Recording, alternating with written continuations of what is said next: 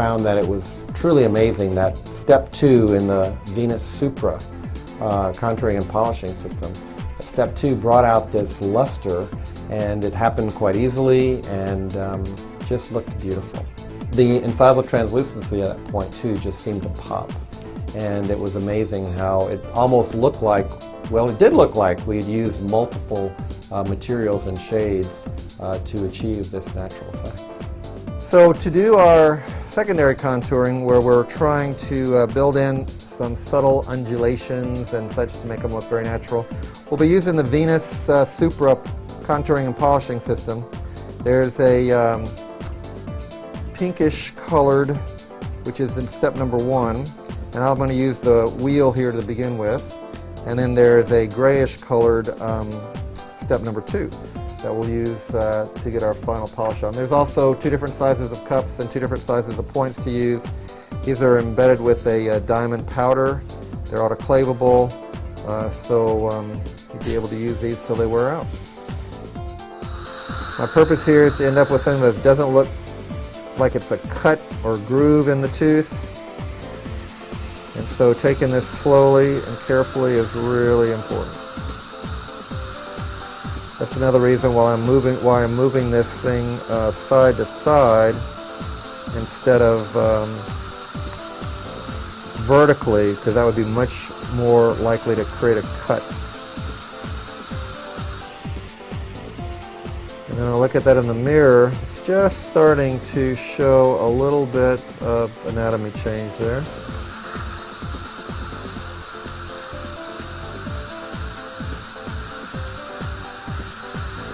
I'll be a little careful too when you're using these on teeth. All the rubber type instruments do create a little heat.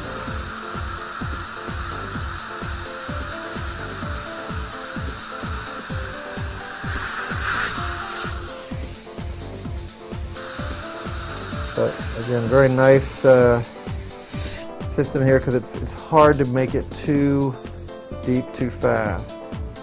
So that little bit of undulation here in this tooth is really looking very natural here. So we'll do the same thing to the other central. And by making these 2 little areas that are slightly depressed, we create 3 prominent areas, which would be corresponding to the lobes of the tooth. There's a 4th developmental lobe that makes up the whole tooth on the cingulum area, but on the facial we have 3 developmental lobes. These lobes should be widest and deepest at the incisal and become more shallow and narrower as you go into the middle third of the tooth. After using the wheel, I'm going to come in with the smaller cup just to kind of blend those areas a little more across the tooth, trying to eliminate any little faceting effect.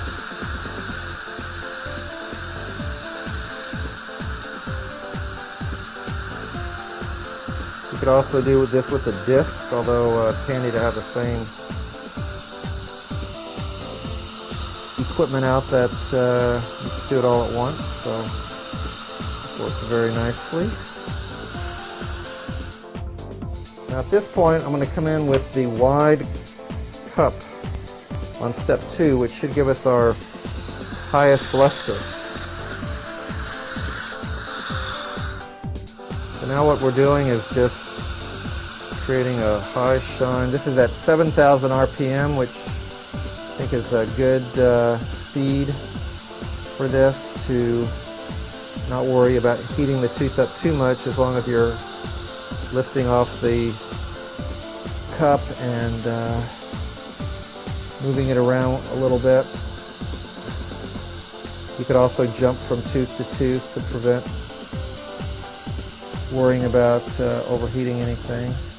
We are zoomed in where the patient's right central has been taken all the way through the polishing step 2 on the Venus Supra system. The left central here is still just from discs and the step 1, so huge difference. You really do achieve a beautiful polish, and the translucency that's showing through now, that's more evident, really looks pretty amazing for having just one shade of material to build this whole restoration. Really want to check out the polish here, because right now, of course, it's moist. We're going to dry it off really well.